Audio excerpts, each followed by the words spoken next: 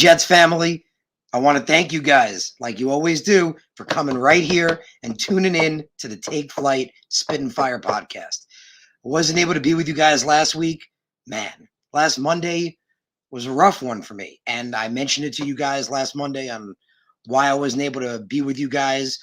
And I want to bring that back up with another note I have later, like 3 or 4 points in. So I see you guys out there coming in. Excuse me.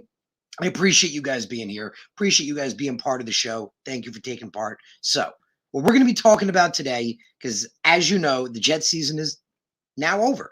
I mean, we're not in the playoffs. We haven't been in the playoffs for over a decade now, but we are building towards something. As we've talked about here a lot, we're building towards something. I feel like we're trending in the right direction for the first time in a long time. And that's what today's show is all about, because a lot for the Jets has changed in the last year. Now that our season is over and we take a look back and we reflect, a lot has changed. A lot has changed from the New York Jets in this year. We go back to prior to a season ago, Sam Darnold was our quarterback.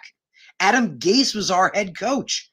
Our organizational structure was a circus, and we're going to get into that. So before we talk all about it, if I do ask if you guys can please subscribe to the channel. If you haven't, you can do so by clicking on the logo in the bottom right-hand corner of the screen.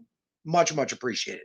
Thank you for that. So today's episode, again, is the New York Jets 2021 season in review. And as we said, if we take a step back and we look at the entirety of this season and the scope of what we've been through, a lot has changed. A lot has changed. So we went from a dysfunction of a head coach wielding the same power as our GM, an NFL system to the likes that no one had, to the close and proper emphasis on proper relationship between Joe Douglas and Robert Saleh, our GM and our head coach. And you guys remember, I felt strongly about Joe Douglas for a long time. I still feel that his first draft has a lot of guys that can still prove themselves. They're only going into their third years. Sophomore slump is a real thing. And we talked about that draft class. Bryce Hall alone was a great pick. Becton, if he can pick it up, he was looking like an all-pro before his injury. But Joe Douglas was always the guy. But when he came in, Adam Gase was there, and we know this situation. We know the situation too well. If you guys haven't seen my Wednesday show, I do a audio only New York sports podcast with my boy from Jersey, Pierre Moss. He's a Giant fan. I'm a Jet fan. I was saying that this was before the Giants had gotten rid of Gettleman, before Joe Judge, which is what I'd said they had to do, way before all that. And I was saying, guys, use us as your beacon of example. Use the Jets as your shining beacon of example, where we fired the GM right after his draft, which we didn't believe in him. So why did we let him draft? Let's not poke at that thread. But then we bring in Adam Gase, who none of us have any confidence in. He's now the ultimate superior of the Jets. They bring in Joe Douglas. They were at the same level. It was weird. It wasn't a GM with a head coach under him, and the head coach, being, hired by the GM, responsible. The GM can fire him. That wasn't the case here. The Johnsons, as we know, had the all power. It was the Johnsons and then the GM and head coach. It was very, very weird, and that dysfunction had been created. Well, that changed, as we remember, the biggest thing I was asking for in the offseason. If you guys remember, I was shaking my computer. I was so angry. I was like, the one thing we need, the one thing is Joe Douglas getting the keys for the Johnsons to step away from this whole situation. This was during the head coach process. And they did. They stepped away. They gave Joe Douglas the keys to the car. They brought in Robert Saleh. And man, it's been pretty good. It's been good. There's been some bad. And we're going to talk about all that. Again, it's whole season 2021 in review, but we talk about what it had come from. So we came from this dysfunction that we had to all these head coach candidates we wanted. Guys, you remember, Saleh was the guy we wanted. Like, there were people in the building, and like, it was nice, but guys, I mean, you guys remember, we had a dude in the bushes. There was a guy in the bushes spying on the Robert Saleh interview, alerting everybody to the updates. He's got the images. He's ready to go. Like, that was the guy the fans wanted. So The Johnsons finally step back, finally say, well, we're going to give the GM the power he deserves. Like, if we truly believe in him, why the hell wouldn't we? I mean, it took this long. Finally, they do. Salah's in the building, and it just reminds me of things like this. So at the end of it, and again, I apologize, guys, I wasn't able to be with you last Monday. Last Monday was the final press conference of the season with Joe Douglas and Robert Saleh, that final, GM head coach press conference that they have. And a lot of things were said, and I tweeted them all out from there, things that stuck out to me. But the biggest thing, I felt one of the biggest things Robert Saleh said was the way that Joe and I see football is identical. We believe it starts in the trenches. We believe in the same character. We believe in the same type of player. We believe and see things very, very similar. And he went on to say how he believes that's what leads to success. And I 100% agree with him. That's how it's supposed to be. And you guys remember when when Joe Douglas was brought in and everyone was saying, Adam Gase and Joe Douglas are tied together. I kept saying they weren't. It was insanity. Joe came in when Gase was like the Belichick of the Jets, the czar of the Jets. Like, he was coach, GM, jury, president, executioner. Like, what are you going to do? Say you think the guy's a schmuck? Like, that's not going to happen. Of course you're going to say, I love the guy. It's going to be great. That's what you always say. So my big advice to Giant fans were, I know they felt only Judge had one season under his belt, or 2 seasons, I believe. I'm not a huge Giant fan, so I don't remember, but didn't have a lot of time to prove himself. I felt they're going to bring in a GM. They can't do it that way. You can't already be like, okay, well, we have our head coach. Let's build around and make the GM do what we want. Like, basically in the interview, be like, well, do you see this working with him? And you're pigeonholing them. So I like what the Giants did in that situation. That's how I said they needed to approach it. They needed to use the Jets as their beacon example of like what not to do. If you're bringing in a new GM and you want your structure to be right and the system to be respected, you want the GM to believe in the coach on the field, believe in him leading the product that he's drafting. Well, you can't tell him this is your guy. So that was my biggest thing. Like, imagine that in interviews that, they're saying, well, Joe Judge is our guy. Can you make it work with him or not? So a lot of people felt he wasn't at that time. They felt he wasn't going to be fired. I thought it was possible, and it turned out it was. He was actually fired, I believe, first in the whole situation, which is interesting. Not 100%. I know they were both gone. Again, not a huge Giant fan, but excuse me. That was what they needed to do. So we'd done that. Joe Douglas was given the keys, like we point out here. He had an incredible 2021 draft. We know it. Like, again, I feel like his 2020 draft, his first draft, so, it is his first draft he's doing, but I don't think it was a bad draft. I think when players were taken, I wasn't a huge fan of LaMichael Pirine. He won me over. You guys remember that in the offseason before this season with his power ability and his running style and the things he said. He won me over in the preseason. So I don't count this draft class over yet, but that 2021 class, guys, I said in the beginning of the season, Joe Douglas's 2021 NFL draft class for the Jets has the potential to be the greatest Jets draft class in the history of the franchise, or at minimum one of the best draft classes. Again, it's not there yet, but it has that potential with the players he's taken and how they've hit across the board so far. And throughout the season, picks up guys like Quincy Williams for nothing, picks up LDT, trades a guy, but we get him back, so it was nothing.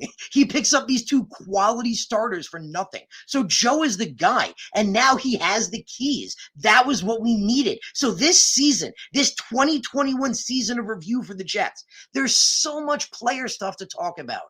But this is the biggest story, guys. This is the biggest thing that happened this year.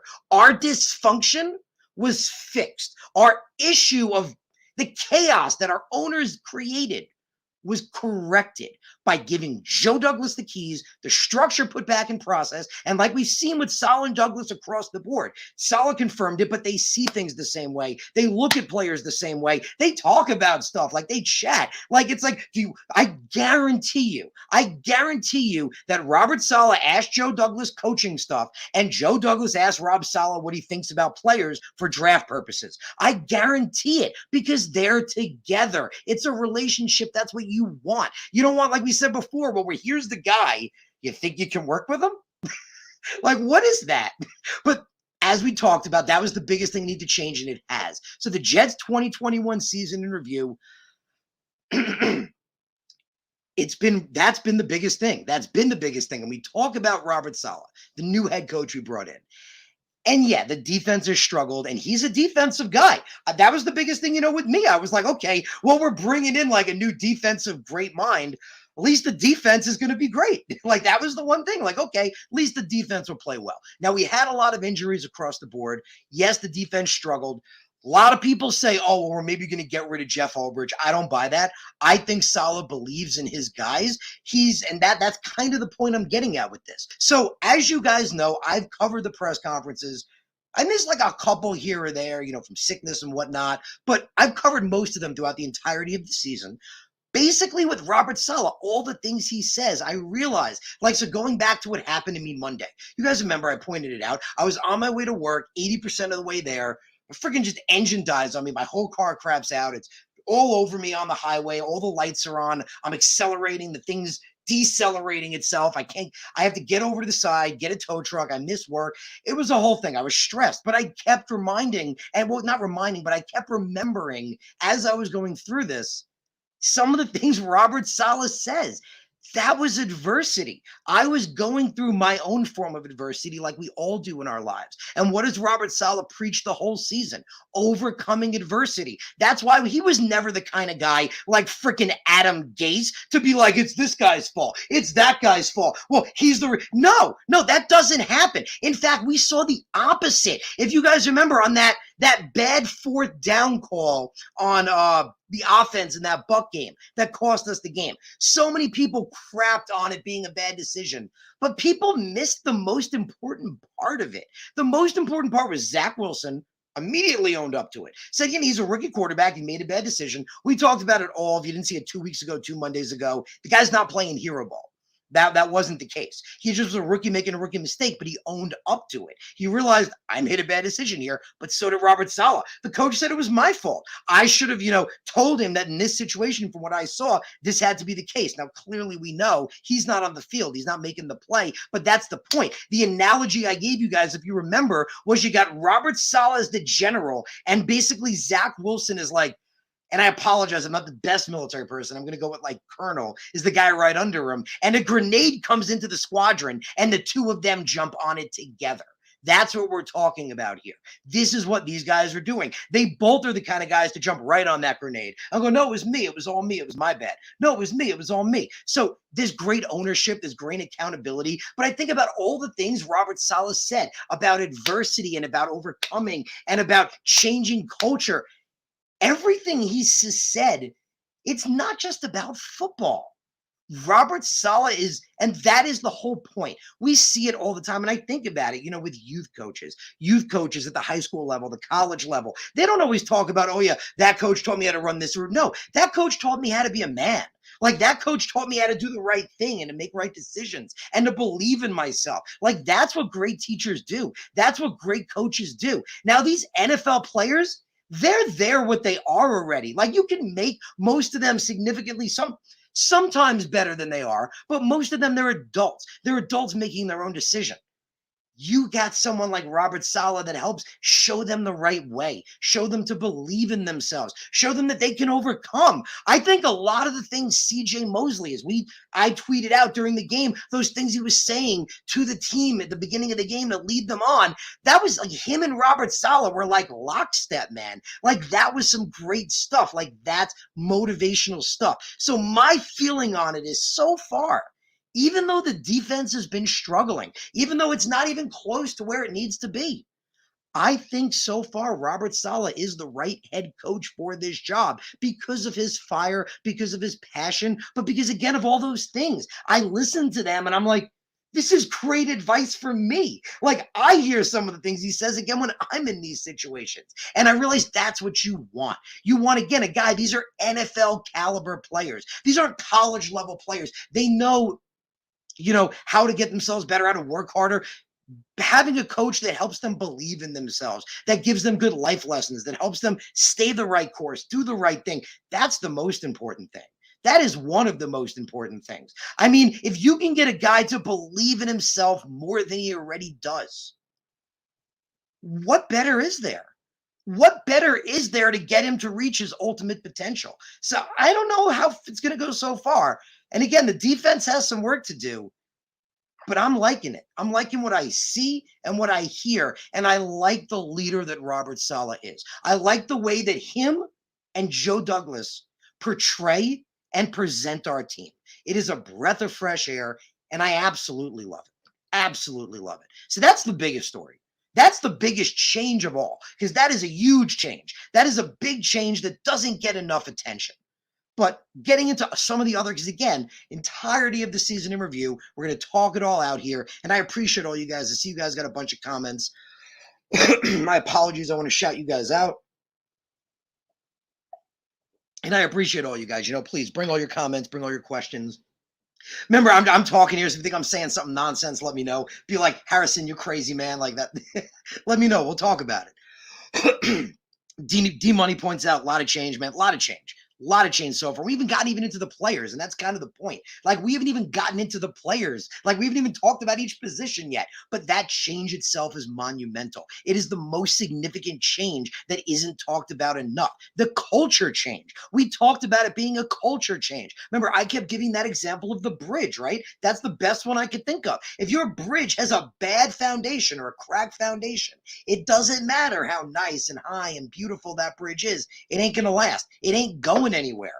The foundation is what matters. The core is what matters. And that's what Robert Saleh is setting up. Rome ain't built in a day. It was not built in a day. But when it was built on a bad foundation, it fell. It fell. This Rome is going to stay, baby. This Rome, I feel it, that these walls are being built strong, that these fortifying walls are being built strong. I do. I got Jeremy out there. What's up, man? Appreciate you. Appreciate all you guys being here. Michael saying, good to see you. Harrison, good to see you too. Jenny saying, happy to be back here finally to talk chats. Happy to be back with you guys too, man. Last Monday was rough. I was just so shot after, I think I'd gotten home. It was basically about 6 o'clock. It was the first time I got home that day. So I got home. I covered the press conference when I was out, dealing with my car and stuff. And I was just like, yeah, I can't do this. I apologize, guys. But I bring you as much as I can. But like I said, like Robert Saleh says, adversity, man. You got to overcome it. You got to rise up. This team had a lot of injuries this year. And what did they do in key games? And we're going to talk about that when we talk about the defense. In key games against quality teams with lots of players out, they held their own. They held their own pretty damn well for a pretty good amount of time. So again, it wasn't perfect. It wasn't close to perfect, but it's promising. It is definitely promising. Jeremy brings up Schultz, and I was going to bring up Schultz, man. A little tight end preview, and we're going to get into tight ends. We want something to think about. Everyone talks about Schultz, but I don't think enough people talk about Gesicki. That's my interesting take right there. I like Schultz. Don't get me wrong. He's a one-year guy, though. I don't think enough people talk about Gesicki, and we're going to talk about tight ends when we get there. So I appreciate all you guys. See all the comments. Anthony points out, JD's got to be aggressive in free agency. I think he will be. I mean, he was last year. If everyone remembers, back in his first year in 2020, he wasn't spending shit. And everyone's like, oh, no, he's not going to spend money. And I'm like, whoa, guys, hold on. He's coming from McCagnon, who bankrupted this team. You guys remember, McCagnon went out in 2019, and he had the ultimate GM year of paying people that didn't deserve money. Like Henry Anderson. The guy's got 7 sacks, the most he's ever had in his career. He's not a young kid. Let's give him $25 million. Why the fuck not? What was the other guy? Oh, man, the 7th round, the corner. Oh, I'm blanking on his name right. Daryl Roberts. You got Daryl Roberts, a 7th round cornerback who had some good games. Let's give him, what did he give him, 18 million? So he bankrupted the team. Joe had to dig us out of that hole. You can't just get out of a hole. You got to dig your way out of it. So Joe dug us out of that hole in 1 year. I remember I pointed that out. Man doesn't get enough appreciation. Took us from being literally I don't have the number in front of me, what it was, but literally one of the poorest teams to literally one of the richest teams in one season. And he spent, talk about Corey Davis. People say, oh, he doesn't play like a wide receiver one. Well, I talked about my Wednesday show, Pierre Moss, my guy. He made a good point. He's like, Harrison, think about this for a second. Corey Davis kind of got wide receiver 2 money. And I was like, it's true. Wide receivers get paid these days. Wide receivers get bank. You make the catches, you get the touchdowns, you get paid. You can argue that Corey got a high-end wide receiver 2 contract. So with Elijah Moore killing it at wide receiver 1, Man, we're going to get into all this. We're going to talk about all the wide receivers. So I appreciate all you guys' comments. Appreciate everything you guys are pointing out there. But I do want to I see Anthony's pointing out I really want Schultz. We're going to get into when we talk about those tight ends because I know a lot of people do. But first guy I want to bring up because he doesn't get enough credit, Mr. Mike Lafleur in the booth. And if you guys remember, I'll, eat my crow as much as I need to because I want my team to win. And if you remember, me and Green Bean, we called out Mike Lafleur earlier in the season because what we saw wasn't good. What we were seeing was bad. It was not quality. It was not good. They weren't making good decisions. The offense itself just looked stagnant. Like it wasn't even like the play wasn't there. Like it looked like they just weren't making good decisions or plays. Well, turned out Mike Lafleur just had to be in the booth. Turned out they just got to put the man upstairs, which makes sense because you have a much better view. That bird's eye view is a much better vantage point to see what's going on that field, to see adjustments and fallouts and blitzes, anything. Just see anything. Just you can see it better and faster and react quicker. It made a difference. I mean, it made a big difference. So Mike Lafleur in the booth really came into his own this season like Zach. And we're going to talk about that when we talk about the quarterback position. But together, the two of them have grown. And that's the point. We had a rookie head coach, who we just talked about before. We have a rookie DC. We have a rookie offensive coordinator. Well, I think Olbrich has been a DC in the past, to be fair. But OC, Mike Lafleur, rookie OC. He, as we talked about at the beginning of the season, that was struggling. He went up to that booth. Things started clicking, baby. Second, he went in that booth. In fact, I want somebody hired that doesn't let him out of the booth. like Mike LaFleur is a booth man now. Like if he wants to go back on the field, there's someone at the bottom of the booth going, Mike, where do you think you're going? Mike, you know you don't belong out there. Get back up there, Mike. Just hire someone, minimum wage. That's his job. He stands at the bottom of the stairs, doesn't let Mike out. So booth Mike LaFleur, man, that's where it's at. Him and Zach have been growing together. Growing, learning, getting better, progressing. Man, it's been exciting. It has been exciting. So again, we're looking at it as a whole. We look at that defense. The defense has had potential, like we mentioned before. We saw it in many games against quality teams with many guys out this year. We definitely did. But overall, the defense wasn't that good. So the defense is, again, an interesting thing because we brought in a guy like Robert Saleh, and he's a defensive mind. That was the one thing. If you remember, all of us, even me in the offseason, we're like, okay, well, we got a rookie quarterback, rookie running back, a lot of young guys on offense. The offensive line had a few question marks. Maybe we'll see, but the defense is going to be solid. The defense had some solid parts. And that's been my biggest thing. I think there's a linebacker duo, as you guys might or may not saw. On Twitter, I pointed out there's a linebacker duo that's definitely underappreciated, in my opinion. And there are good corners. Our young corners have a lot of promise. But the defense, other than that, leaves a lot to be desired. So, again, potential there. A lot of young guys. You have to remember, and I pointed that out on Twitter, and that's another important thing to talk about. So we talk about the Jets going into the next season. Right? And I'm going to bring it up for you guys right here. So this is one of the most important things I noticed about the Jets going into next season. So when you're going into a season, the most important part, like we talked about with Joe Douglas, is how you're set up, right? How you set your team up. So the Jets right now, and we talked about, again, 2020 being absolutely poor, going into 2021 with a lot of money. We're going into this season with the around, as of right now, $53.5 million in cap room, which is about 7th in the NFL, which is damn high. But we had talked about before the defense having a lot of potential. We're the third youngest team in the league, the third youngest team in the NFL. And we talked about before, I think our corners are underappreciated. I think that we have a pair of linebackers that's unappreciated.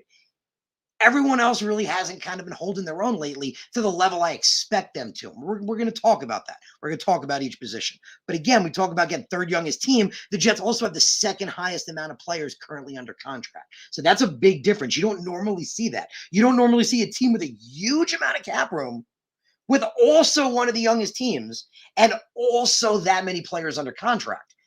That's a quality situation to be in. That's Joe Douglas setting us up for success. And as we know, we have 4 picks in the first 2 rounds alone, which gives us a lot of room to wheel and deal if we so choose. A lot of interesting stuff to see what Joe can do there. But we got 4 picks in the first 2 rounds and then 9 picks in the first 5 rounds alone. So that is, again, setting the team up for success. So we're going to talk about each position, talk about, again, the 2021 season review, which we talked about before. That was the biggest story before. the coaching, the dynamic, the change with the balance of power. But we talk about each position as well. So the quarterback position, Zach Wilson, guys. Obviously, if you look at Zach Wilson on the surface, on paper, it's nothing special. I mean, he did miss 3 games. He definitely missed 3 games of the season, but his record was 3-10. He had a 55% completion percentage, a little over 2,000 yards, not too many interceptions and touchdowns, but more. Didn't get double-digit touchdowns. So on the surface, again, doesn't look that great. Had 44 sacks against him. That's a big number. That is a massively huge number that's unappreciated. And as we're going to talk about that when we get to the offensive line, that's a lot of sacks against the young man. And that's not to count how many times the man was running for his dear life. That doesn't count that. But the numbers on the surface don't look as good. But as you guys remember, I talked about as the season went on, the kid's been looking great. And the biggest change has been since he's come back from injury. The whole thing is progression. Most players, 99%, like we've talked about, 99% of players don't come into the, especially quarterbacks. So let me rephrase that. 99% of quarterbacks don't come into the league absolutely just ready to go and killing it. It doesn't usually work like that. There's a learning curve. There's mistakes. There's things you're going to learn about. There's everything. You're going to make mistakes. There's so many things. But as we look at, with Zach Wilson, just an example I pointed out, before the injury he had, he had like 4 touchdowns and like 9 interceptions. After the injury, he has like about, I think, 10 or 11 touchdowns, about 1 or 2 interceptions. In fact, if we look at his numbers all together, we look at Zach, toward the end of the year, he does not have a single interception since week 13. So that is 1, 2, 3, 4, 5 weeks without an interception. So I remember we had that, game week 2 against the freaking Patriots where, 4 interceptions, no touchdowns, but there's been progression. So after injury, major learning. And we've seen, like we talked about earlier in the season, Trevor Lawrence struggling just as much as Zach Wilson, if not more. Again, it's a rookie quarterback being put on a team that's not ready to go. That's why they're one of the top picks. So it's interesting to look at that, but I honestly think, Zach Wilson, it's been great. I really do. I honestly do feel that if you look at the numbers, it's been really progressive. I really, really do. I think, again, after injury, he's been playing a lot better. He's been playing significantly, less interceptions, less turnovers. And another important thing to point out, I'll bring it up for you guys as well. Again, Robert Saleh, as I pointed out, had said so much throughout the press conferences. But another big thing, we pointed out with Zach Wilson was he said that Zach Wilson was making a lot of high difficulty throws throughout the season, and he was making about 4 or 5 what he called wow throws every week. And it's been fun to watch him grow. That's the point. That's exactly it. Like we talked about before, we've talked about it all season. Most rookie quarterbacks, it's not this Patrick Mahomes standard. It's not the standard of coming out and being great immediately. Most, again, top picks. If you're the first pick, the second pick, the third pick, you're supposed to be going to one of the worst teams in the league from the last season. I do feel like this team is trending in the right direction, but there's still pieces missing, a decent amount of pieces missing. So he's been a lot better since the break. We're not going to get too much in each position, but obviously Zach Wilson's our answer for the future. But the biggest thing has been the progression. That has been the absolute biggest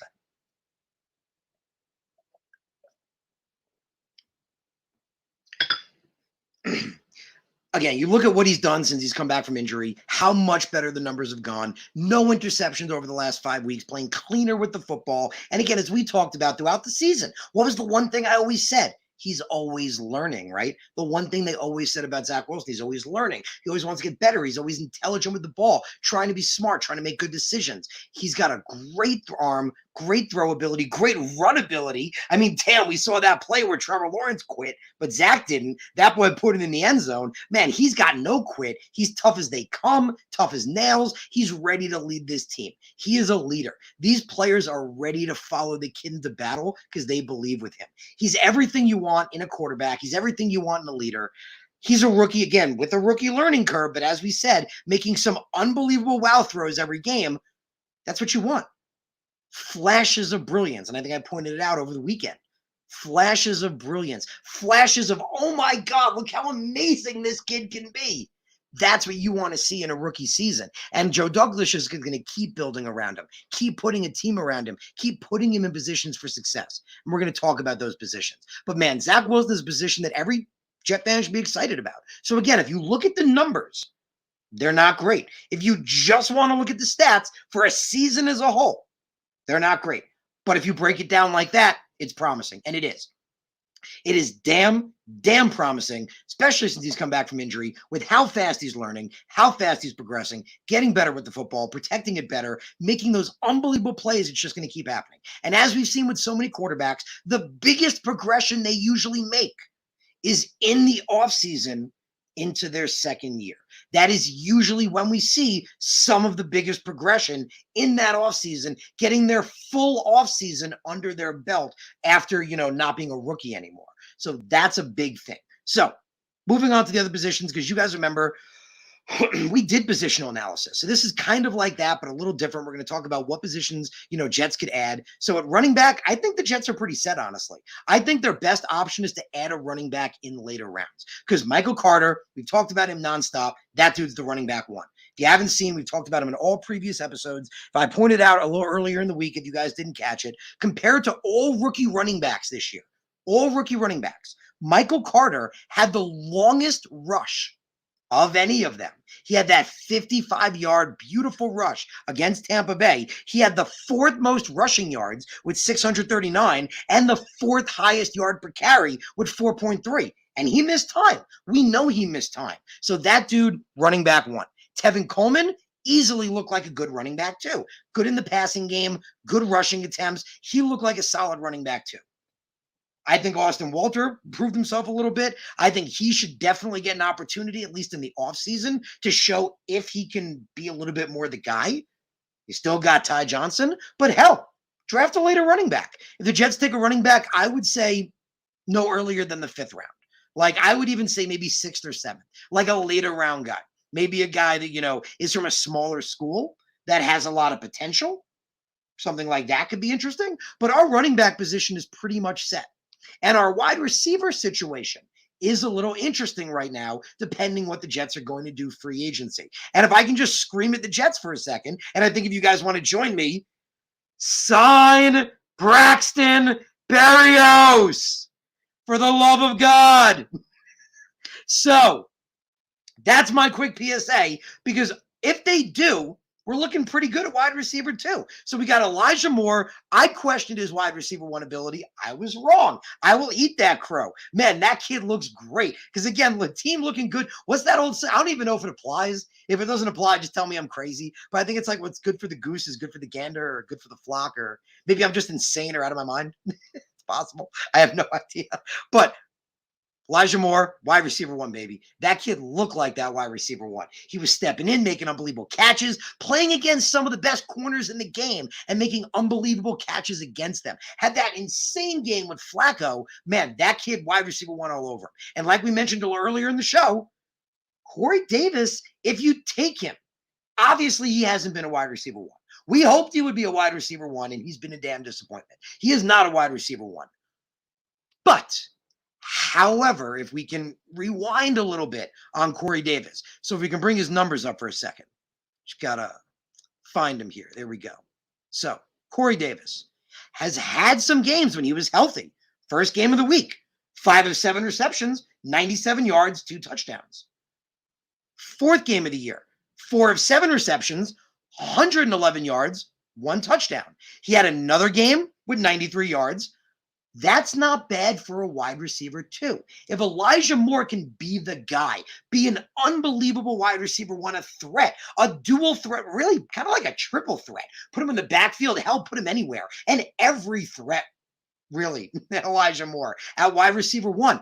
Corey Davis makes a pretty decent wide receiver too. Now, I know a lot of people think, they're not too good fans of, Corey Davis, but again, I think it's because they're looking at it that wide receiver one perspective. With Moore as wide receiver one and Davis as wide receiver two. Man, there's talent there. And Corey's locked down. We paid the guy. Again, not insane money. You can argue he's paid like a wide receiver too. So you got that, which is interesting. But again, you look at the other receivers. I personally, and to. I personally think Keelan Cole was slept on, but then again, he did have a lot of drops this year. He had a lot of amazing catches, but he did have a lot of drops. You can re-sign him. Maybe it's another like 1 year, $5 million deal. That's not that bad. I would possibly do it. Again, he's a great locker room guy. I don't think Jameson Crowder's coming back. Jameson Crowder, I love the guy. You guys know I'm a huge Duke fan, huge Jameson Crowder fan. You guys remember all the years he was being shit on. I kept defending the kid. I was like, why is everyone crapping on Crowder? Like the second they're talking about bringing in Corey Davis, they're like, trade Jameson Crowder. And I'm like, what? Like, wait a minute. They're talking about, excuse me. People are talking, I'm blanking on the name right now, but signing a guy for the slot last year and not bringing Crowder back again and trading him. He was one of the best slot guys in the league, but he struggled this year. He had a down year. I mean, he wasn't a horrible. He had 400 and change yards. He was the fourth best wide receiver on the team, but he had a down year. He's getting older. I don't think he's coming back. Cole could come back on a 1-year deal. Re-sign Barrios. Like Barrios toward the end of the season, we all know it. That kid came on. When injuries ran that team, he came on, and his return game. Forget being named Pro Bowl. Forget that. All Pro means more. All Pro always means more than Pro Bowl. And you guys know that because Pro Bowl is a freaking popularity contest. Pro Bowl is a popularity contest. All Pro means something. All Pro is real. And Braxton Barrios was a freaking All Pro. So Braxton Barrios might be looking at a decent contract. That's the thing with coming down with All Pro status. That definitely raises your money a little bit. What are the Jets going to do in that situation? It's interesting. So again, we got Elijah Moore locked down. We got Corey Davis locked down. That's 2 dynamic wide receivers right there. You re-sign Braxton Barrios. I'm thinking originally I thought his money would be like maybe 4 to 6 a year. Now I'm thinking more. Now I'm thinking he's probably going to get like 3 years, maybe 18-ish, maybe a little more with a decent amount guaranteed, maybe even more than that. It's possible, maybe even more. Jets can afford it, but let's see what they do. We'll see if they re-sign Barrios. A lot of Jet fans want them to. I want them to as well. But other than that, at wide receiver, the Jets are looking a little thin. So if the Jets let Jameson Crowder walk, and they let Keelan Cole walk, and they let Braxton Barrios walk, then they got to look for wide receivers. I mean, it could be that Denzel Mims had a sophomore slump. Very, very possible. It looked bad this year, though. You guys remember he had more freaking penalty yards than yards itself. It was bad. Mims was awful. Well, the coaching staff, you guys remember all season, all before the season, in the offseason, everyone was questioning Robert Saleh. Everyone was like, well, what do you mean Denzel Mims isn't playing? Like, even I was questioning a little bit. I mean, I was excited about Keelan Cole. I thought for the longest time Keelan Cole was slept on. I still kind of do. I've seen amazing catches from the kid. Yeah, he's had some decent drops. I will not dispute that. He's had some drops he shouldn't have, but he's a great locker room guy, great character. But Denzel Mims, man, Robert Saleh was like, yeah, he's like wide receiver 6 on the depth chart. Everyone was like, oh my God, that's insane. Fire Robert Saleh. Mims proved him right. Like Denzel Mims proved Robert Saleh flat out right. And I even pointed out, if you guys remember, that Robert Saleh kind of earned the point now where if he does that with somebody else, maybe we shouldn't question it. So Robert Saleh's like, yeah, this guy's kind of running with the 3s and 4s. We should be like, oh, well, that's not good. Like not question him, being like, oh, that's not good for that guy. He must be struggling and not showing. So Mims struggled, man. Maybe if he can turn it around. But if none of those guys get re-signed and they miss on signing Barrios, that means we just got Moore and Davis. So the Jets could definitely be looking at wide receiver, potentially, just to shout out, a couple of free agent names. If you guys want me to bring some of them up, and, please bring them up in the chat. I'll bring them up as well. Some free agent names. I don't think the Jets would pay guys like, so Devontae Adams, Allen Robinson, no. I think if Elijah Moore hadn't shown that he could be a wide receiver 1, maybe. But I think Elijah Moore did. I think Elijah Moore showed that he could be that guy. And Corey Davis, again, is a pretty damn good wide receiver 2 option if he can stay healthy. So those 2 guys, I don't think the Jets pay. I also don't think they pay a guy like Mike Williams. It's too much money. Chris Godwin, they've been saying he's going to hit free agency for a long time. That doesn't happen. So I'm not even counting him. I'm thinking they're going to re-sign Chris Godwin. The only option that might actually make sense is a guy like Michael Gallup. And Michael Gallup, and here's what's interesting about Michael Gallup. I'm a really big Michael Gallup fan. So let's say the Jets let all those guys walk, right? Let's say the guys let all those guys walk and they don't have either Barrios or, excuse me, or Cole or, well, I'm having a brain fart, or Crowder. There we go. Michael Gallup could be a really good signing. I really like Michael Gallup. I think Michael Gallup has proven himself as a wide receiver too in this league, but he's fast and agile. He could play in the slot a little bit, but so could Moore. Bringing in a guy like Gallup, potentially thinking about that actually a little bit right now. A combination of Elijah Moore, Corey Davis, and Michael Gallup. That sounds like a damn good wide receiver core. I'm going to be honest. Like Matthias has got the jumbo and the thumbs up right now. I think Matthias is agreeing with me. That sounds like a pretty damn good wide receiver core. It really, really does. So again, I'd love to see Braxton Barrios get re-signed. I really, really would. I would like to see that happen. Also, the draft is an option. We've been here a while. We're not going to talk about all the draft prospects. We'll be here for 3, 4, 5 hours. The Jets could definitely go for a wide receiver in the draft. I don't think they're going to go high. Some people have mentioned wide receiver high. I don't think that's the case. Again, Elijah Moore has proven himself as a wide receiver one. He's proven he can be that guy.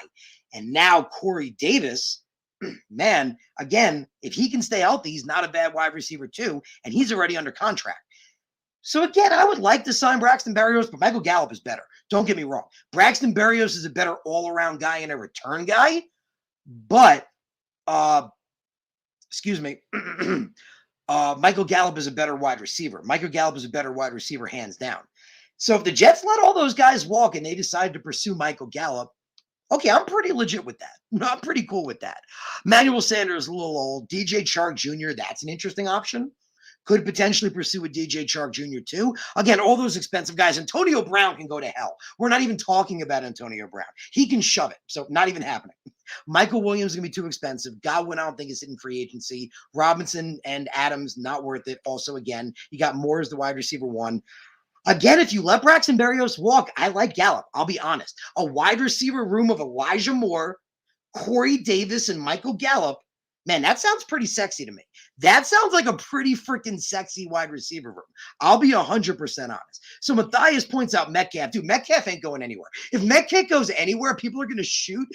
I can't even say it. People are going to kill Pete Carroll. Like, that's it. Like, his life is... I didn't even bring him up. Like, that. He's not going anywhere. Metcalf isn't going anywhere. There's no chance that dude walks. So fair question, but not even in the realm of possibility. If Metcalf walks, there's something wrong in Seattle. Someone made a huge mistake somewhere. The GM's head just exploded. It's a good question. It's a good question, but it ain't happening. He's giving the thought laughs. Yeah, man, it's all good. Yeah, I love it. Don't get me wrong. If it happens, I'll pay the dude. I'll pay the dude. But it's not. Same thing with kind of Godwin. You know, they've been saying Godwin hasn't had free agency in forever. The guy is always getting tagged. I don't see it happening. But again, Moore is a legit wide receiver one. I think Moore, and I take back what I've said in the past, he's slept on. We watched it this season. You guys, give me one sec.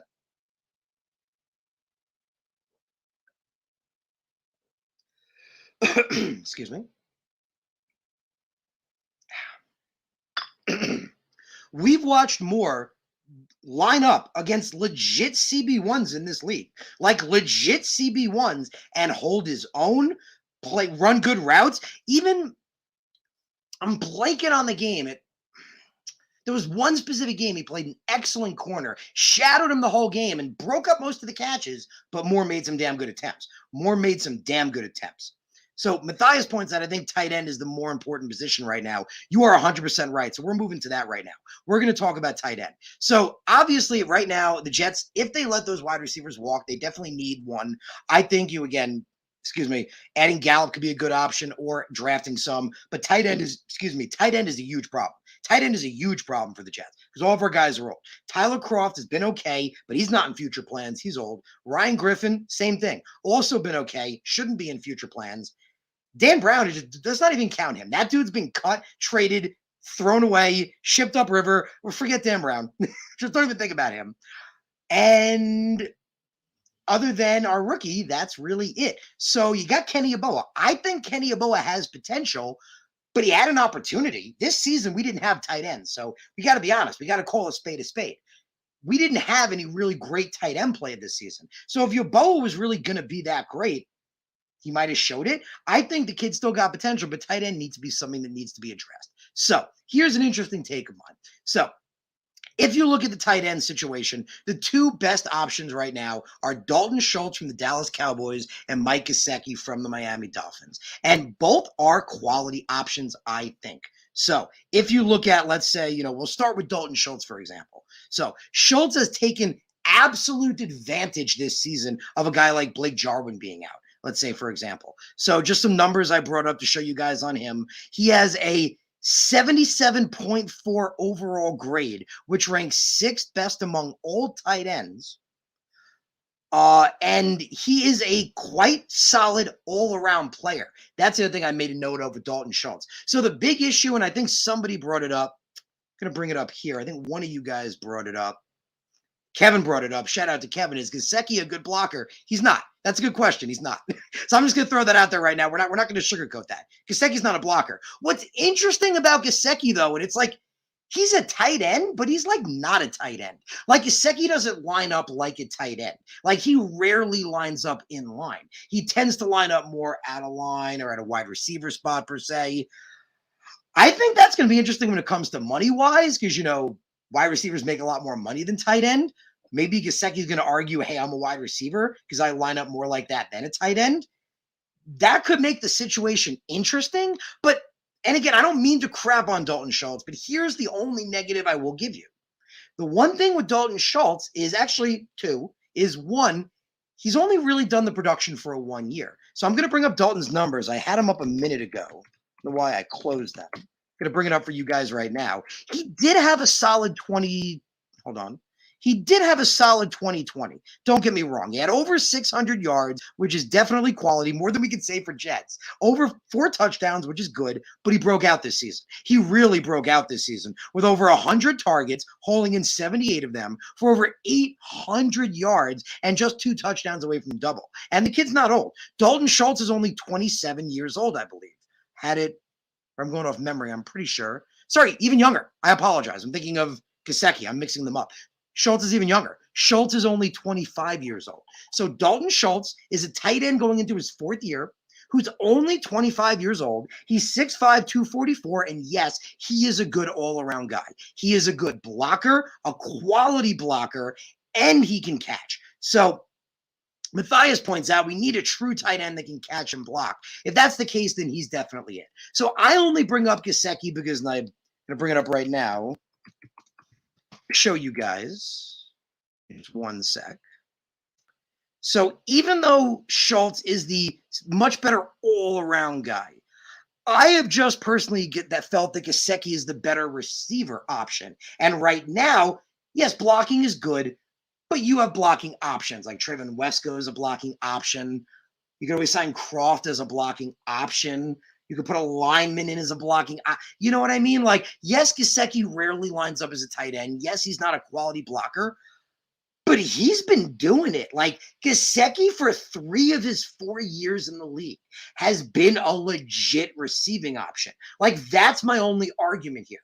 Dalton Schultz is going into free agency as one of the best tight ends as this last year, has over 800 yards. But he's only done that for 1 season. He's going to get a lot of money. He's definitely going to get a lot of money.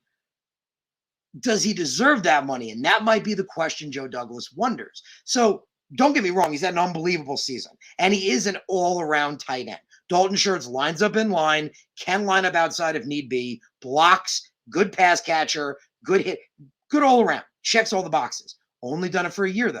A guy like Gesicki, not a good blocker, doesn't usually block or line up in line, but is a quality receiving option.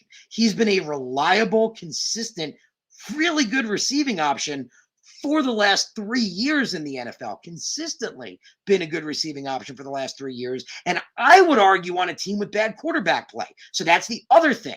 Dalton Schultz is playing on a team with Dak Prescott, a guy that's put up almost 5,000 passing yards and has a lot of options. He benefits from having a lot of talent around him to open him up. Gesicki, not so much, right? Think about that. Gesicki doesn't have nearly as much talent as the Cowboys have, and not nearly the same. Okay, yes, Tua's come on, but over the last 3 years, he hasn't had that really same consistent play. So I think, honestly, that Gesicki's a little slept on. Don't get me wrong, I like Schultz, and I think he can definitely be a good option. But people need to keep those things in mind. Matthias points out true. That's just my 2 cents. And again, could be wrong about it. Maybe Schultz, that's what he is. Maybe an 800-yard-a-season guy, 8 touchdowns, 100 receptions a year, excellent blocker. Maybe that's what he is. And if he is, shit, give him a blank check. Like, give the guy a check and ask him what he wants to make. But it's only been 1 year. It's been 1 year of quality starting play. So does Joe want to roll the dice on that? Again, Gesicki, not a good blocker. I'm not questioning that. Not a good blocker, doesn't line up in line too much. But for a receiving option for Zach Wilson, specifically a receiving option, Mike Gesicki has been literally one of the best receiving tight ends in the NFL for 3 years in a row. So Matthias also points out there's pretty decent ones in the draft. I appreciate that, my brother. That's what brings up my second point. We should go for a tight end in the draft too. So I think the Jets need to double down on tight end. It's exactly where I was going. Tight end is our biggest hole right now. So a wide receiver I mentioned, I think that's a good option as well. Also double down, draft and free agency. Same thing with tight end, but higher for both. So go for a quality tight end like a Dalton Schultz or a Mike Gesicki potentially, but also draft a tight end. Maybe if you get one of those quality tight ends, you take a later round tight end. So like, for example, a guy like Charlie Kohler, for example. You guys remember I was huge on him. Also, Jeremy Ruckert, just a couple of later round tight ends. Now, let's say the Jets flip it, decide, okay, Dalton again only has 1 year of production, and he's going to get paid. We know that. That dude put up ridiculous numbers. Like, he put up wide receiver good numbers. So that dude is getting paid like it's happening. If Joe decides 1 year is not enough to pay him, maybe we go high tight end. Like, I'm thinking maybe one of those second round picks could be a tight end. So tight end's an interesting position right now. I think Joe Douglas can go one of 2 ways. Either Joe Douglas takes one of those high profile tight ends and takes a tight end later in the draft, or he goes for 2 tight ends in the draft, 1 high and 1 later on. That's what I'm thinking right now is probably the Joe Douglas thought train, but we'll see. So that's the tight end situation as I'm seeing it at the moment. We move to offensive line. I think that's a pretty easy one. We've talked about it. Mekhi Becton, we've talked about it, guys. Everyone talks about Mekhi Becton's weight being an issue. It's been an issue specifically for his health and getting better. It hasn't been an issue with him playing. It's just been an issue with him getting better. His timetable has been longer. But like Joe and Robert Saleh pointed out, the surgery was 100% successful. There's been no complications. Everything's exactly what you want it to be. It's just taking a longer time because he's a very, very, very big dude. So his timetable is significantly longer. But even Saleh pointed out, we expect him to be ready to go even now. And they're excited about him having a full offseason under his belt. And George Fant, man, Fant came out of nowhere. We've talked about it. George Fant doesn't get enough praise. That man switched to left tackle and had a career year. George Fant, thank you. Thank you from all of us Jet fans, because you did one of the most important things that we needed. When we had injury, you kept our quarterback upright. You were our blindside protector, and you were a damn good one. So George Fant, again, never playing left tackle before, and pointing it out, I think it was week 2 or 3 or so, saying, it was a bit of a transition moving. That's why he was struggling at first. Man, he came on. He came on and became one of the better left tackles this season. Again, not best, but one of the better and one of his best years of his career. Career year at left tackle, man. Mekhi back healthy, Fant ready to go, AVT what he is. I want to get that center. You guys know what I'm thinking right now. I think, honestly, people say, with everyone else playing well. Hold on one sec.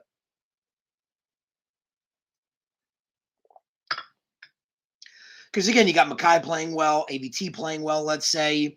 LDT, I think LDT is massively underappreciated. Laurent Duvernay-Tarny is massively underappreciated as an offensive guard.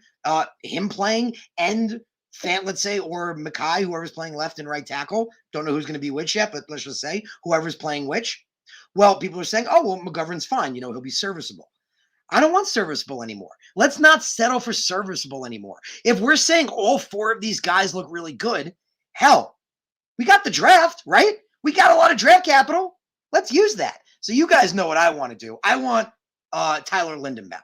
Now, maybe that means the Jets get him with their first, second-round pick. If he falls, maybe that means the Jets trade back from their first pick and get a whole shit ton of draft picks and then get Tyler Lindenbaum.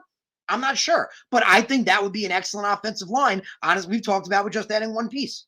Add in Tyler Lindenbaum. Now you got Mekhi and Fant at both tackle positions. You got AVT looking like a future Pro Bowler at that guard spot. Now you got Lindenbaum, who is a beast. Dude, I've talked about him. If you haven't seen him, the biggest thing I've said about Lindenbaum, this is my take on him. I haven't seen a dude physically just manhandle dudes that are like 300 plus pounds like he is since Quentin Nelson. That's honestly how I felt. I'm watching this dude just pancake dudes, just murder people. Like Tyler Lindenbaum is a bad mama jama. Like this dude takes 300 plus pound men and treats them like they are rag dolls. Like he throws them around. So I say it again. I've been watching for a little while now. I told you guys I've been starting my draft eval. He's been the biggest guy I've been starting to look at. I haven't seen a man throw around and dominate physically 300 plus pound men like Tyler Lindenbaum is since Quentin Nelson. That was the last time I saw a man physically dominate men this big before. So, man, you got, again, that line, Mekhi and Fant at the two tackles, AVT at left guard, excuse me, Lindenbaum, that beast, that mama jama now at center, just learning and getting better. Let LDT and McGovern fight for right guard. You guys remember my take. I think LDT wins. I think LDT legit beats him out. But hey, give McGovern a shot. Let the two of them play right guard. That's a quality offensive line. That is a damn quality offensive line. Now, if you want to add some decent depth in free agency, for example, some names to throw out could be guys like Laken Tomlinson. I think he's been a starter in the league, but he's struggled a little bit. He could potentially be a good option depending on the money. I think he probably is going to wind up still being a starter, though. So he's probably still going to get good money. There's a couple of guys, but honestly, don't want to spend too much time on offensive line because really I feel like that's the big fix. The big fix, you draft Tyler Lindenbaum and boom, that offensive line instantly fixed. Now, defensive line. That takes a little bit of work because you guys remember I'd mentioned before with our defense, our corners have been really, really promising. And I think our linebackers are a little underappreciated. That defensive lineman's rough. That defensive line in that pass rush has been really, really rough. It has been. It has been massively inconsistent. It hasn't been there. Man, when John Franklin Myers was really, really coming on in the beginning of the season, and obviously, please don't get me wrong, I'm not saying the payday is what changed anything. I'm not saying he got paid and he phoned it in, but I'm saying he got paid and then toward the second half of that season, it wasn't there as much. And again, I think it's because guys like Bryce Hall were hurt. He was taking a lot of pressure from him. But one mistake, and it's upsetting me, guys. I think this is going to wind up happening, and I really hope it doesn't. I hope I'm wrong here, but let's look at the interior of this defensive line for a second. We need to keep Quinnen Williams around. That is an utmost thing we need to do. Now, let's keep in mind we have the fifth-year option. So, again, 2019 guy, 19, 20, 21, 22, we still have the fifth-year option. So, let's not worry, right? You still have that as an option. But I think he's a guy you want to keep around because you remember one of the biggest things Joe Douglas was questioned on was, letting top guys walk consistently. And it's not just Joe Douglas, but consistently before Joe Douglas too, the Jets' top draft picks haven't been staying with the team. When Jamal Adams was traded away, don't get me wrong, I'm glad we traded Jamal Adams away. We freaking cleaned up in that. I mean, Seattle would probably do anything to get those 2 picks back right now. They'd probably do anything to get those 2 picks back, but those are ours, baby. Tough luck. So people question if he's going to sign his guys. Quinnen is one of those guys you want to keep around. Guys, the sack numbers haven't been there, but Quinnen as a whole has been one of the better interior defensive linemen consistently in the league. He's disruptive. He is a force. He's got a great motor. He's strong. He's everything you want because he was a top pick. So I think Quinnen stays around. I think the Jets plan on keeping Quinnen. Now, we paid Sheldon Renkins. I'm pretty confident we can get out of his contract, and I want to bring that up to talk to you guys about that. So I'm going to bring that up right here. I had it up a minute ago. Here we go. Hold on. So Sheldon Rankins, as you guys remember, got a 2-year contract. Now, his contract is set to be able to be gotten rid of this year. So this is where I'm hoping what happens, and I'm hoping the opposite doesn't happen. So Sheldon Rankins is still locked down right now, but he wasn't that good. I felt Sheldon Rankins was not nearly what we expected him to be this year. However, Foley Fatukasi was. I think Foley Fatukasi is a massively underappreciated and slept on player. So if we look at Foley Fatukasi, guys, if you look at Fatukasi and, just his numbers. So like, for example, I've mentioned this with you guys before. So we look at Foley in his rookie season. Forget rookie season. He didn't play too much. My apologies. In his sophomore season, he had an 81.6 grade, looked like one of the premier coming on interior defensive linemen in the league. In 2020, he has an 80.1 overall grade. Sack numbers are low, but again, one of the better run stopping defensive linemen in the league. So Sheldon Rankins' contract can easily be gotten out of. Sheldon Rankins is due about $6.2 million in cap hit next year, and the dead cap's only $750,000. So Joe Douglas knew 100% what he was doing. Remember, we talked about this. Apologize, guys. Battery on my thing is dying. I do have to just plug in. Just give me one moment.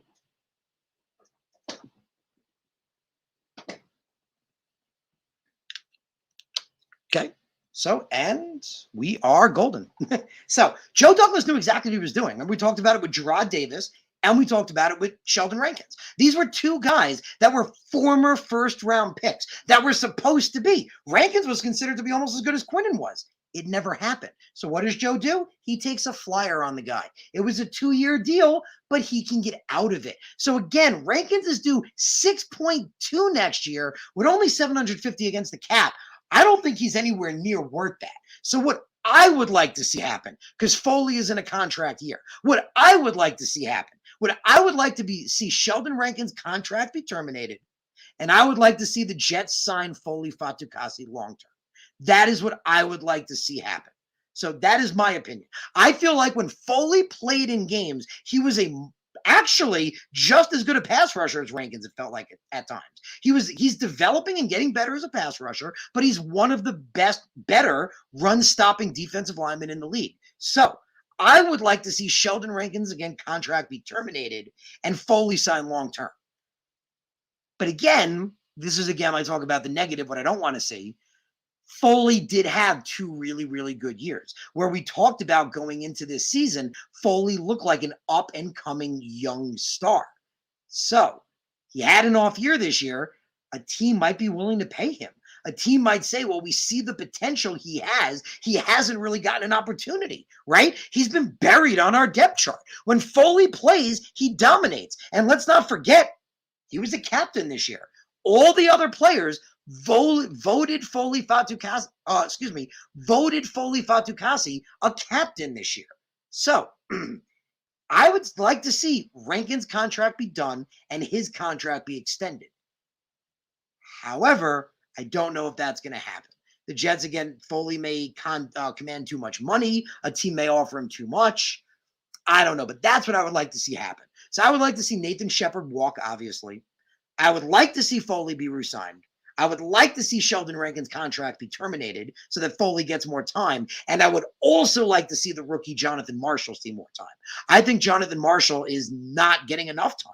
I think we saw in the preseason, the first game this dude plays, he gets the game-winning safety. Like, come on. Come on. I want to see him play more. So that's the defensive line situation. But, sorry, we haven't talked about edge rusher yet. So we move on to edge rusher. I mentioned earlier, Carl Lawson is coming back next year, but clearly that's not enough. John Franklin Myers, he was paid. So again, sorry, I forgot. I meant to bring that up before. That's the other reason they may not pay Foley. That's the thing. We just paid John Franklin Myers a pretty good contract, pretty big contract, and we plan on paying Quinnen Williams. So we may not be able to pay Foley. So Foley may not be able to be paid. Still think Sheldon Rankin should probably be letting go, but We look at edge rusher. We can't really afford to sign a big guy. There are some names out there.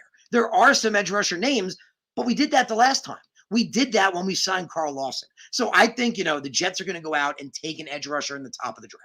That's what I honestly think the Jets are going to do here. And you mentioned, that's what I think, I've mentioned it, I think it was, one or two show ago's. That's one of the most important things I think the Jets need to do. That's what I need to see them do. That's the biggest thing this team is missing. Again, the secondary has played pretty well. We talked about, the corners have been pretty good in cover. One sec, guys.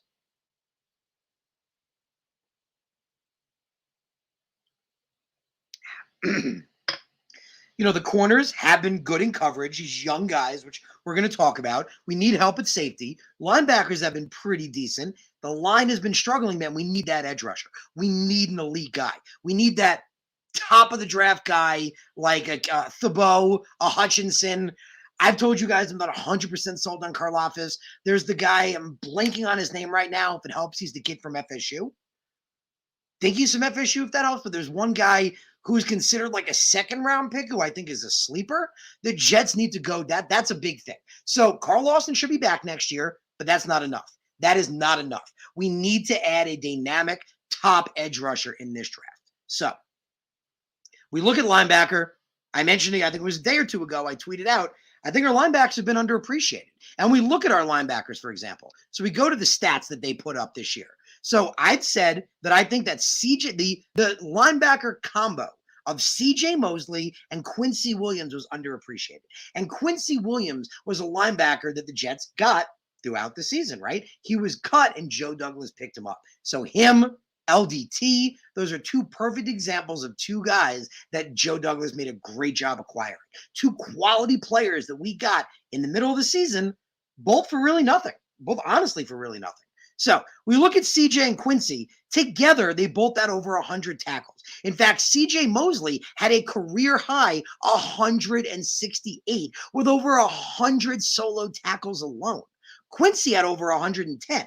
Now, with Quincy, we always know, and we talked about it, the biggest question for him was always his pass coverage. He was always really, really fast. He was always very agile, very quick. He was an excellent hitter and good in space. His biggest question was his pass coverage. Well, in the Saints game, he looked pretty damn good in pass coverage. He also looked pretty damn good in the Bucs game. He looked like he was starting to show. So we definitely could add a linebacker. So if we look at the linebackers in free agency, for example, we look at who is available. I don't know. And again, I look at the names who's available. Call me cry. There's no one there that I would throw huge money at. There's no one I would throw huge money at considering Mosley's still under contract. Now, we've talked about it.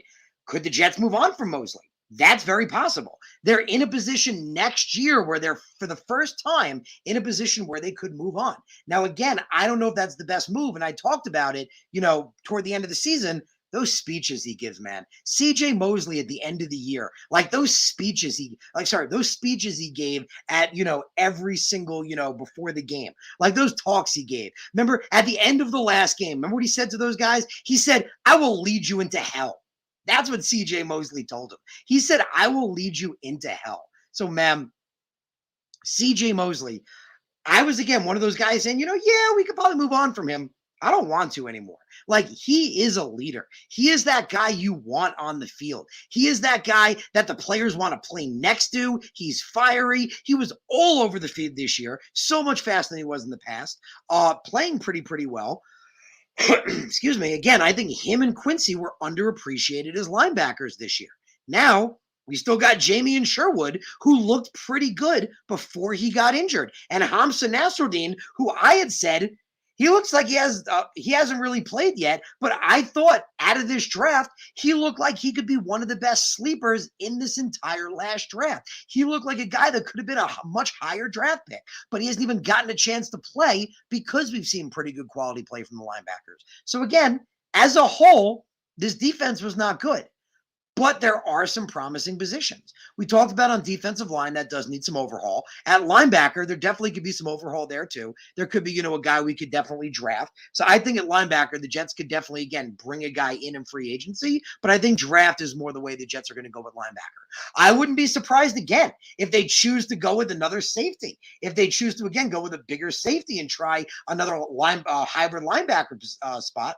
But I think linebacker is another position the Jets will address in the draft more than free agency, but don't sleep again on that Mosley-Quincy Williams combination. So at corner, and I appreciate you guys being here. Thank you guys, for tuning in. Thank you guys for being a part of the show, for, staying with me. We're talking about a lot of the team. So at the cornerback position, I think we've been set for a while. I'm sorry, not a while, but I feel like, again, I'd said this year, this cornerback looks really, really good. So Bryce Hall, you guys remember when we drafted that kid, I thought he could potentially be, an excellent starter in the NFL. And over his first year, he looks so good. I figured he'd be a lockdown guy this year. I was like, well, he looks so good his first year in coverage. I think he's going to be a CB1 next year. Like, watch him in 2021. It's going to be a lockdown season. It was. I'm going to take it a step further now. I think Bryce Hall is going to develop into one of the better corners in the league in his third year. That's the trajectory this kid is going in. I mean, look at what he's done. He's a 5th-round pick that in his first year alone looks so promising that they didn't bring in another guy and trusted him at the CB1 spot. Now, he had multiple games this year where not just overall grades, coverage grades. He had coverage grades in the 90s. And then we look over at CB2. We have Brandon Echols.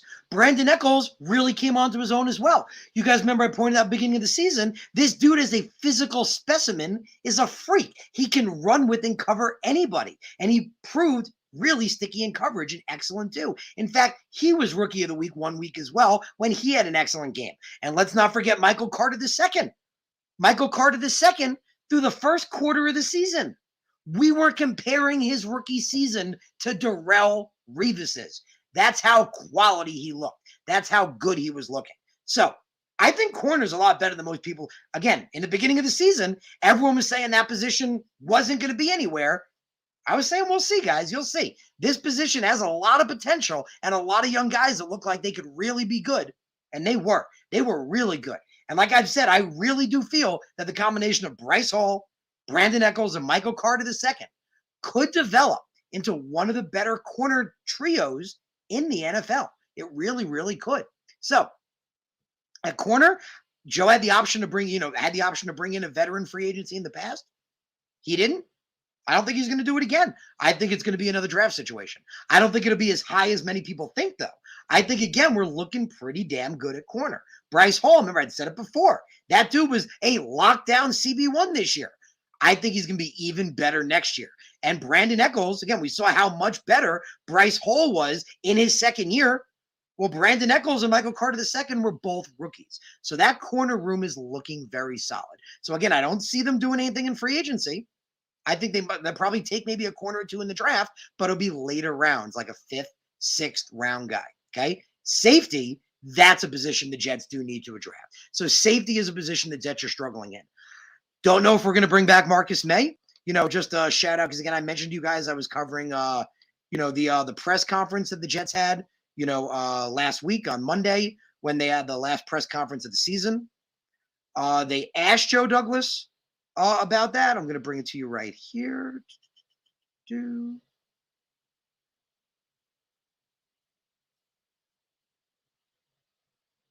And why can't I find it? It's one of these.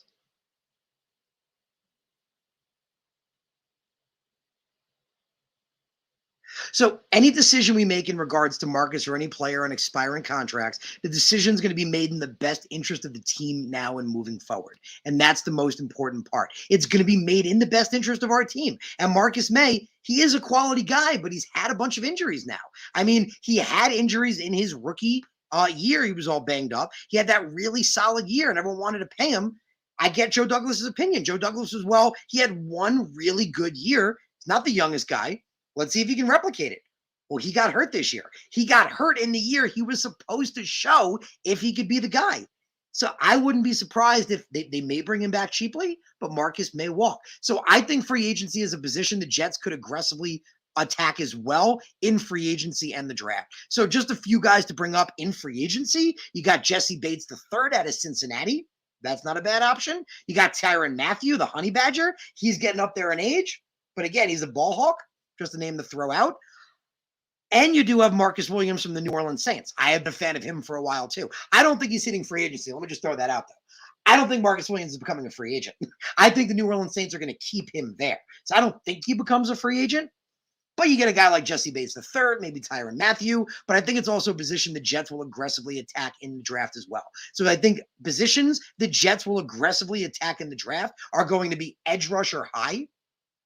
I think it's going to be maybe a tight end high, potentially if they don't get a guy like a Dalton Schultz or a Mike Gesicki. I think they're going to go with an offensive lineman like a center high. And then I think throughout the draft, they're going to take 1 or 2 wide receivers, maybe 1 or 2 running backs. I also think they're going to take a linebacker a little bit high, maybe a linebacker in like the 3rd round, maybe the second round pick potentially. And same thing with safety. I think they're going to take 2 safeties throughout the draft as well, maybe even bring one in free agency because safety's been a big hole. We have, again, really solid young guys at corner, but they need help over the top, and they haven't had that really this season. So I think we really are looking pretty good at corner. So again, that's a position I think we take later in the draft, but safety is something that needs to be addressed. So I appreciate you guys being here. I know it's been a very long show. We've been talking for a while, but we went through the whole team. We talked about it all. So we talked about, again, this entire team and all of the Jets 2021 season in review, and it's been promising. Right? It's been really, really promising, like everything we've talked about. We have a draft class that has been unbelievably great, that has lived up to being potentially one of the best classes we've ever had. We have a rookie quarterback who's trending up, looking unbelievable, making those wow throws, making those flashes of brilliance, which is exactly what you want. We're getting quality offensive line play. We have a rookie running back with a lot of potential, rookie wide receiver with a lot of potential. Again, I feel like on defense, we get that dynamic edge rusher. I think that's the biggest thing. I think the biggest thing we need to do in this draft is get a dynamic edge rusher toward the top of it. And there was a guy I mentioned. I'm going to bring up the list of the edge rushers for the draft because I want to tell you. I remember if I see his name, I'm going to remember it. I think it was Stevenson, I want to say. This is not it. Here we go. Edge rusher ranking.